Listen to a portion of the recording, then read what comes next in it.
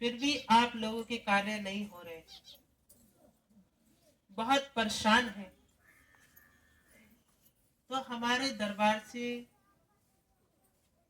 हमारे इसलिए कह रही हूँ कि मेरे साथ साथ आपका भी है, मेरे दरबार नहीं, हमारे दरबार से आप पर कृपा नहीं हो रही है। तो सुनिएगा, इसका अर्थ है कि आप कहीं ना कहीं नियम वांछित कर रही हैं, और ये आपको देखना है, मैं आपको नहीं बताऊंगी। ये आपको कार्य स्वयं देखना है। ऐसी विधि में आपको फायदा कब तक होगा?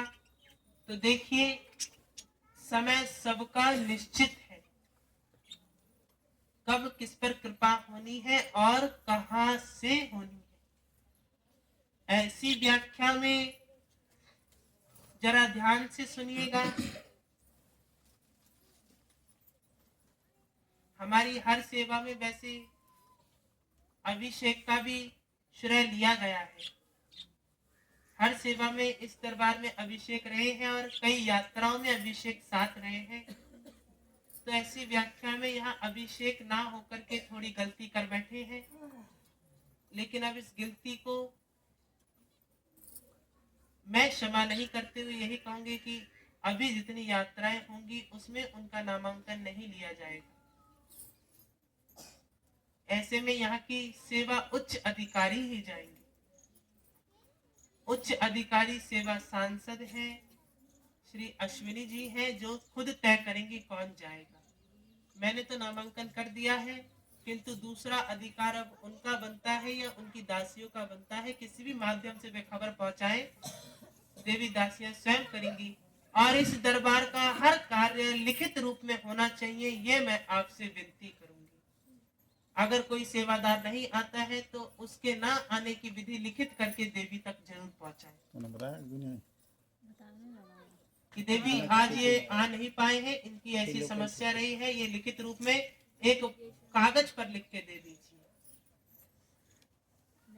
हर कार्य लिखित में होना चाहिए। आज दरबार में माता रानी इतने भक्तागण आए थे, आज दरबार में इतने सेवादार आए थे, आज दरबार में इतने इतने लोगों को फायदा हुआ, ऐसी सूची आपको कैसे भी करके लिखनी है। सब सेवादार मंच पे जमघट मत लगाओ, अपनी अपनी सेवाएं निभाओ। और एक बात जरा ध्यान से सुनिए, मैं बार बार इस दरबार में नहीं आऊंगी। मुझे आज बुलाया गया और पुकार की गई, तो श्री विद्यावासिनी जी के आदेश पर मैं यहाँ चल कर के आई हूँ। तो ऐसी व्याख्या में मैं आपसे एक वचन कहूंगी कि जब आप देवी के समक्ष आ रहे हैं, ध्यान से सुन लीजिए, फिर बाद में कहेंगे हमें सुनाई नहीं दिया। अपने स्थान से बैठ करके मनोकामना बोलिए। जहां जहां बैठे, सब वहीं बैठे, अपनी जगह पे बैठे। सुनिएगा, अभी नहीं, अभी सुन लीजिए। देवी पूरे प्रवचन दे ले, प्रवचन देने के बाद आज से हर देवी कुछ क्षण के लिए ध्यान मग्न होया करेगी, आपके लिए ध्यान लगाया करेगी, कुछ देर शांत होकर के। उस बीच आपको अपने भी नेत्र बंद करके अपनी मनोकामना जितनी बार रट सकते हो उतनी बार रटोगे। और अपनी मनोकामना कह के जब देवी अपना वचन कहेगी कि सभी अपने नेत्र खोलो, तब नेत्र खोल करके आपको सभी को नतमस्तक वहीं हो जाना है। ऐसे करके ये दरबार का नियम आज से लागू करती हूँ। कोई भी भक्तागण देवी के समक्ष आकर के उनसे बहस नहीं करेगा। देवी है, मन की जानती है, ठीक है। क्योंकि आप लोग यहाँ आके कहते हैं कि माता रानी हमारा लड़का बहुत परेशान है, तो लड़का परेशान है ये आपके साथ साथ यहाँ पे खड़े हुए 4 मनुष्य भी सुन रहे हैं। कहीं उसमें कोई आपका जानने वाला हो और इसका गलत फायदा ना उठा ले। आप लोग कहते हैं माता रानी मेरी पुत्री के साथ जोर दबाव कर रहे हैं। एक पुत्री तो आई, वो ये कह रही थी कि माता रानी कृपा करो कि मेरे शत्रुओं को फांसी हो जाए। वो तो देवी ने हंस करके टाल दिया। पहली बार आई थी यहाँ। भाई देवी किसी का बुरा क्यों चाहेगी? देखिए, किसी के साथ अगर गलत कार्य भी हुआ है तो देवी एकदम तो आशीर्वाद दे नहीं देगी कि जाओ फांसी हो जाएगी, नहीं। पहले वह भी खुद देखेगी क्या कार्य गलत है, क्या ठीक है। मूर्खों वाली हरकतें मत करो दरबार में आकर के। दरबार बहुत बड़ा शक्तिपीठ के रूप में है। ये कोई साधारण, अगर ये दरबार साधारण होता तो इतने मनुष्य चल के क्यों आते? ये किसी न किसी वजह से ही चल के आ रहे हैं। कम से कम इतनी ज्यादा संतानें प्राप्त हुई, कितनों को फायदा हो रहा है। अरे मैं आपको अगर फायदा गिनाऊं तो एक महिला थी जो जिसके ऊपर फालिस गिरी हुई थी, जी माता रानी। उसकी गर्दन ऐसे टेढ़ी, हाथ पांव से चलना दूर, वह आज दरबार में चल कर के आई थी। अभी पिछले से कुछ समय पहले काली थान पर भी आ चुकी है। उसके बाद एक बूढ़े बाबा थे, कुम्हारी जाति के थे, वह चल नहीं पाते थे। देवी ने उनको दूसरे दरबार में उठा के चलवा दिया, लठिया के समक्ष ही चलवा दिया। अब यहाँ शिवलाल नाम के एक सेवादार है, जिनकी अर्धांगिनी पहली बार गोद में लेकर के आई गई थी और दूसरी बार में उनकी अर्धांगिनी लठिया के बल पे चल कर के आई। उससे पहले कई ऐसी संतानें आई हैं जिनकी मानसिक बुद्धि ठीक नहीं थी। कुछ कुछ को फायदा बहुत अच्छा हुआ, कुछ कुछ को इसलिए नहीं हुआ क्योंकि वह हाजिरी तोड़ देते थे। किसी किसी की संतानें बिल्कुल ठीक नहीं चल रही थी, उनकी संतानों का पढ़ने में रुचि बढ़ गई। और मेरे कानों में ये तक पड़ी कि दरबार में इतनी कृपा है कि पहली बार में आने के बाद ही मनुष्य को विश्वास बैठ जाता है। उसके बाद भले ही एक समय को भटक जाए, किंतु पहली बार में आने के बाद उसको विश्वास जरूर होता है। क्यों होता है? क्योंकि उसे यहाँ एहसास होता है। और विश्वास टूट क्यों जाता है? क्योंकि वह फिर कुछ ज्यादा ही सोच विचार करने लगता है। दरबार के प्रति सोच विचार आपको नहीं, मुझे करने चाहिए कि आने वाले भक्तगण को कैसे फायदा कराना है। आप क्यों फालतू सोचते हैं दरबार को लेके? कहने वाले तो कहते रहेंगे और मैं उनको छोड़ूंगी नहीं, किंतु एकदम आदेश पर निर्णय ले लेना ये ठीक भी तो नहीं है कि उन्होंने कहा कि दरबार ढोंग है और मैं कह जाऊं कि जाओ उसका नाश हो जाएगा, ये गलत है। अब मैं कुछ समय सहन करूंगी कि ये और ज्यादा हो और ज्यादा हो और ज्यादा हो, और जब बिल्कुल बर्दाश्त से बाहर हो जाएगी और वह कहेगा कि देखो मैं इनके दरबार के लिए इतना गलत कहता हूँ और मेरा नुकसान कुछ नहीं हो रहा, तभी नुकसान बैठ जाएगा।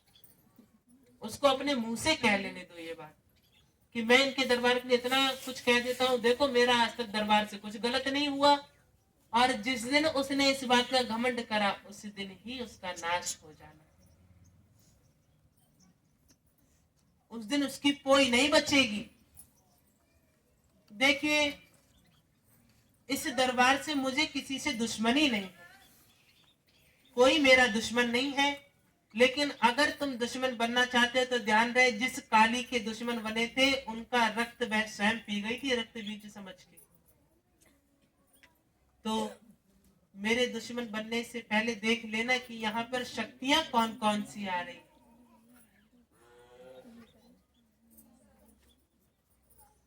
क्या हुआ? देखिए, कुछ देर से भी आई महिलाएं बैठी हैं, पुरुष भी हैं। जब आई हूं तो बात पूरी ही करना ठीक है। जी जी माता रानी।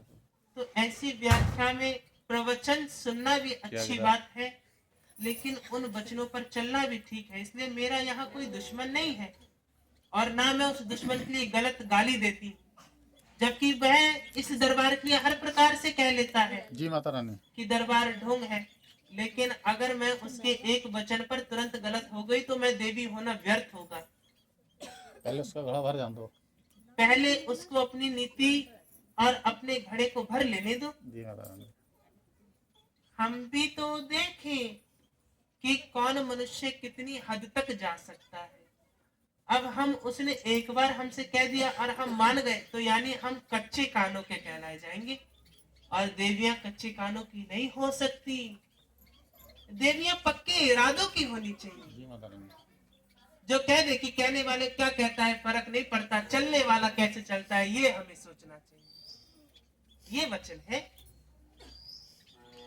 इस संसार में इतने मनुष्य हैं और हर मनुष्य का अपना निजी दुश्मन है जरूर, ऐसा नहीं कि किसी के दुश्मन नहीं, संत के भी है, साधारण मनुष्य के भी। तो ऐसी व्याख्या में इस पर तुरंत निर्णय लेना यह ठीक नहीं, पहले उसकी बात सुन लो। देखो, जब यहाँ पे बालाजी महाराज की कृपा है तो कोई बालाजी महाराज का कितना भी बड़ा पुजारी क्यों ना हो, जब उनके दरबार को धिक्कारोगे तो तुम्हें अपना पश्चाताप भोगना पड़ेगा।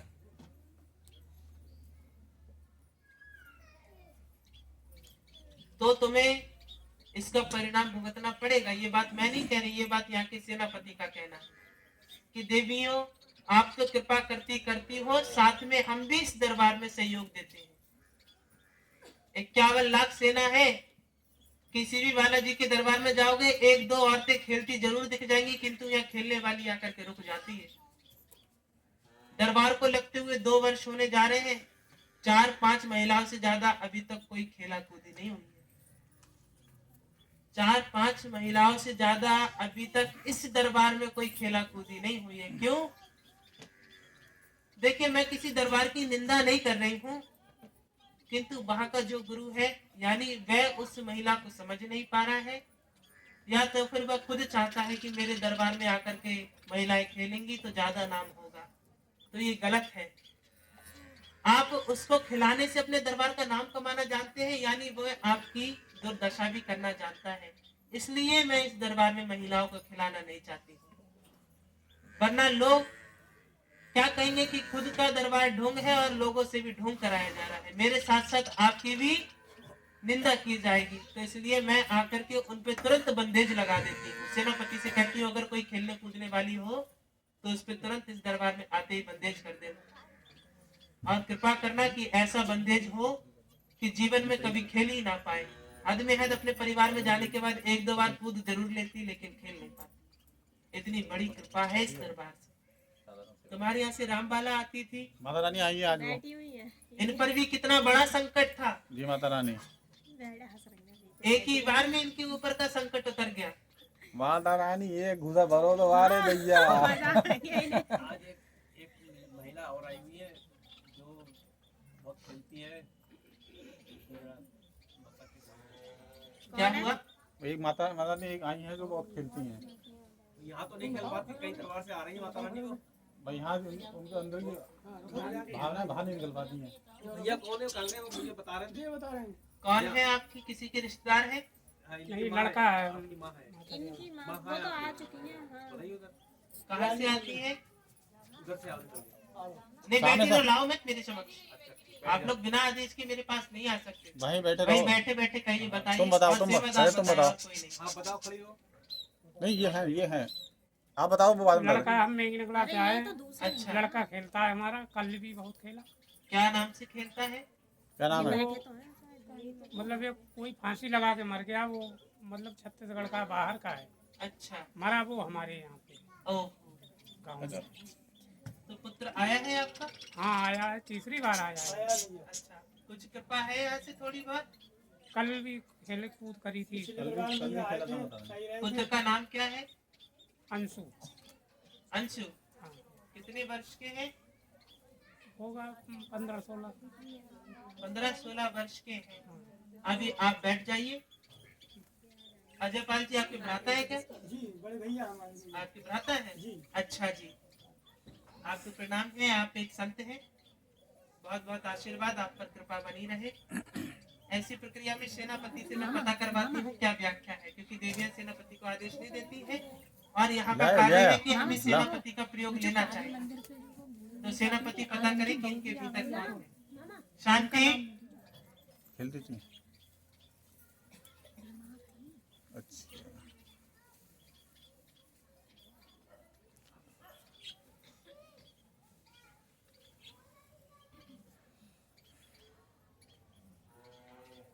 ये अच्छी बात है कि जसंदुकिया में नारायण अपनी मुग्धा धरेंगे।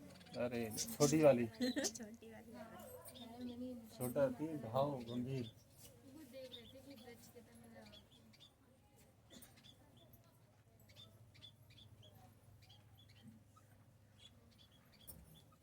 ऐसा है, साया तो इन पे इतना सा है, पर इनकी बुद्धि बिगड़ जाती है। ये कुछ जानबूझ करके भी करते हैं।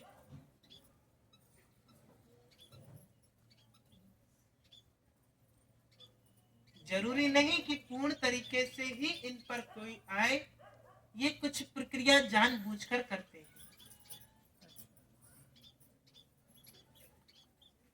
सामने कह रही हूं मैं। सेनापति डोर कसी जाए, इनकी डोर कस दीजिए। माता जी ने आगे बुलाएं। नहीं नहीं, वही रहने दीजिए, खेलेंगे वैसे भी नहीं। इनकी डोर कस दीजिए और इनकी बुद्धि को पुनः पवित्र कीजिए और इनसे वचन लीजिए कि ये अपनी बुद्धि को बिगाड़ेंगे नहीं, ये खुद नियमों के विपरीत चलना प्रयास करते हैं। क्योंकि मेरा एक बार क्रोध जारी हो गया, मैं सारी प्रकार से खोल के रख जाऊंगी। मैं खोलना नहीं चाहती किसी की। मैं यहाँ पे दरबार में आने के बाद किसी का अपमान नहीं करना चाहती, उसका सम्मान बरकरार रहे। अगर आप इस दरबार के नियमों को खंडित करेंगे तो मेरे दरबार का यदि एक नियम खंडित होगा, मैं आपका जीवन खंडित कर दूंगा। इस दरबार में आइए, श्रद्धा से आई है। सेनापति ने आपकी डोर कस दी है। सेनापति जी, मैं आदेश देती हूँ कि आज से इनके ऊपर बिल्कुल रोक लगा दी जाए, किसी भी प्रेत की हो। और मेरे दरबार में 51 लाख सेना है, यहाँ से 2 राजदूत इनकी 3 दिन निगरानी के लिए जाए। अगर ये इन 3 दिनों में जाकर के खेलते हैं तो समझ जाइए ये जानबूझ करके खेल रहे हैं। आशीर्वाद।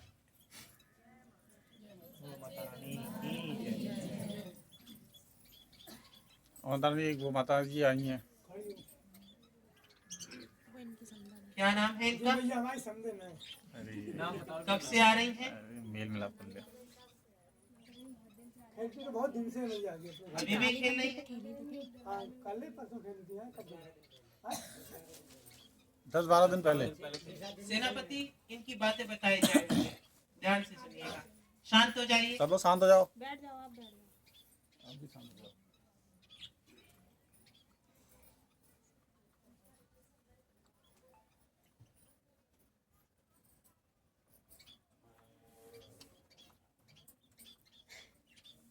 जी धन्यवाद।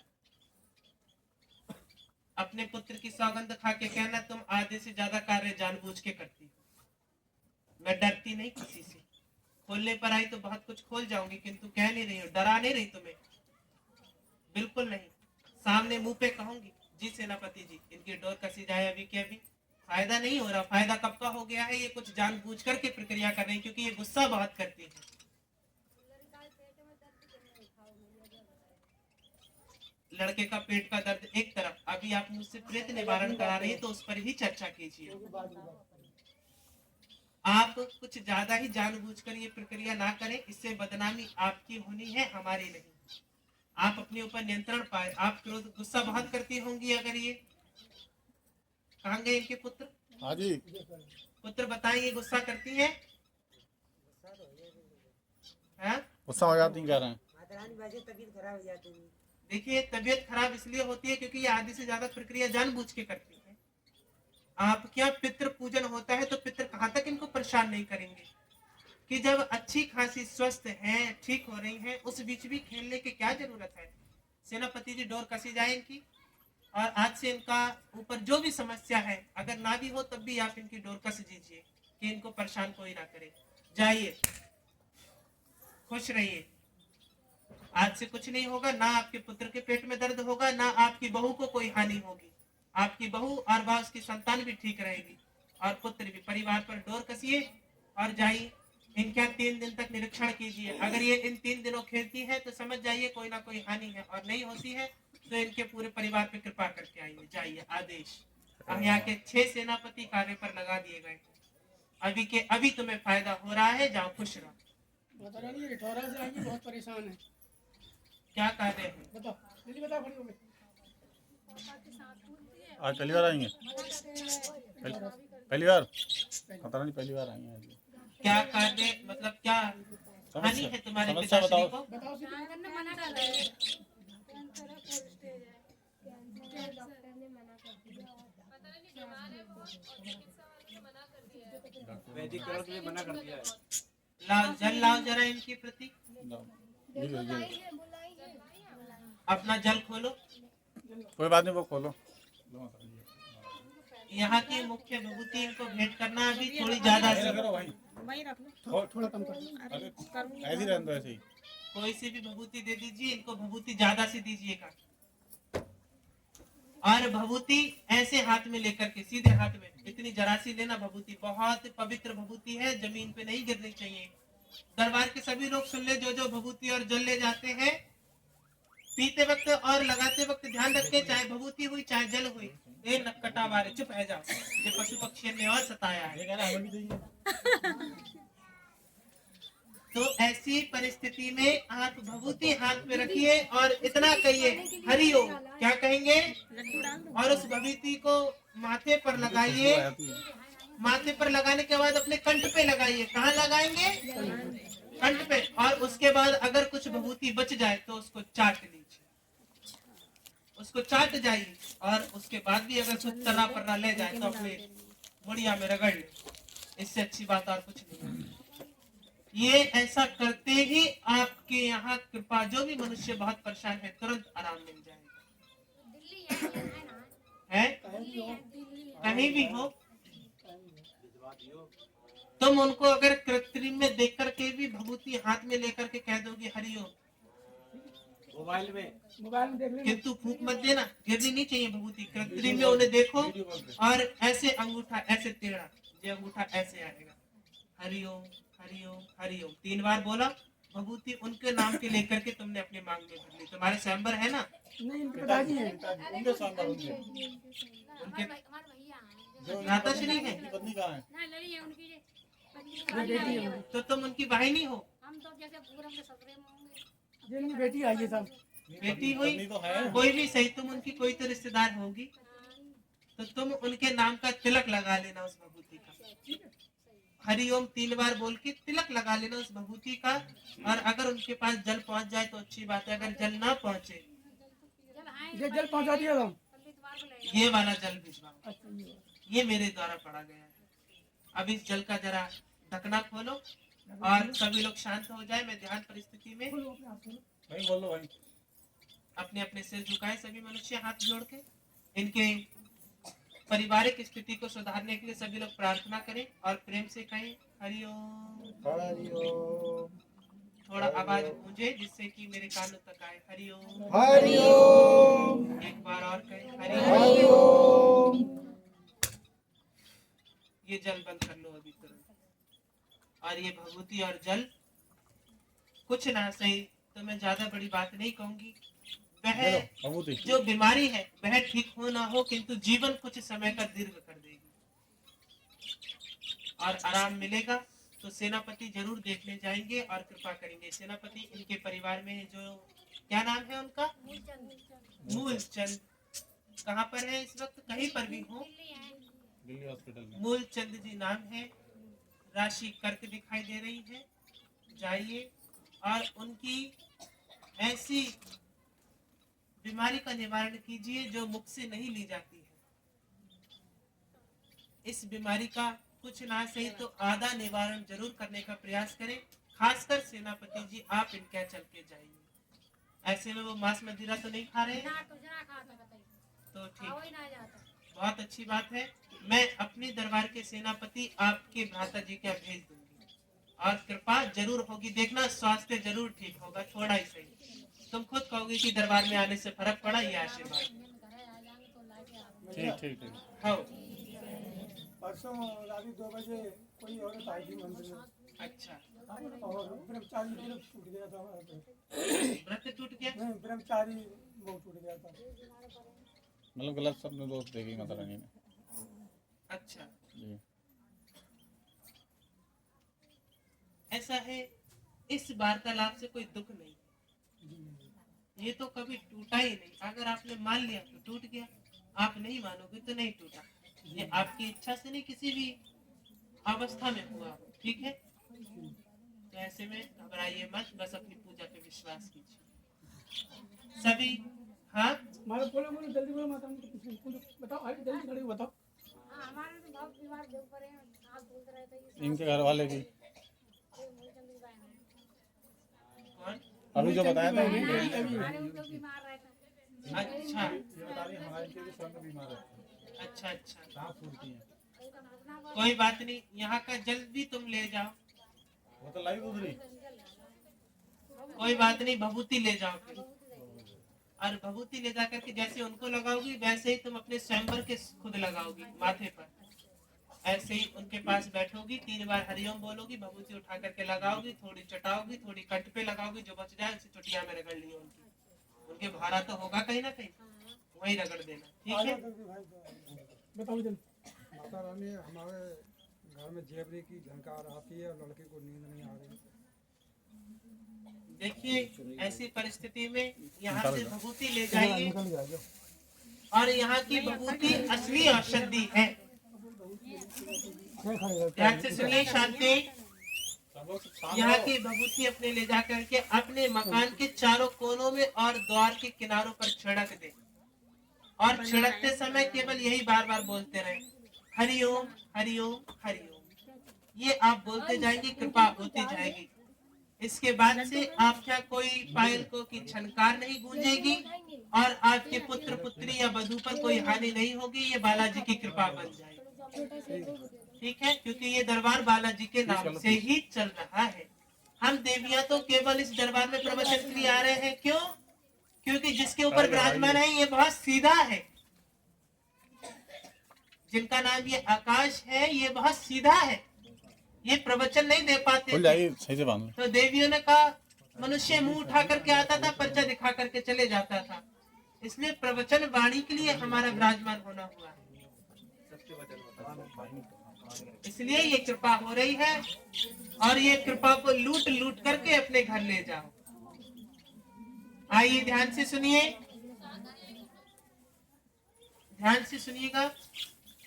मेरा जाने का समय हो गया है, अब कोई अन्य देवी आएंगी या दासी आवे। ध्यान से सुनिएगा ये वचन, खास तौर पे आप सभी मनुष्य को फायदा कराएंगे। चुप जाइए।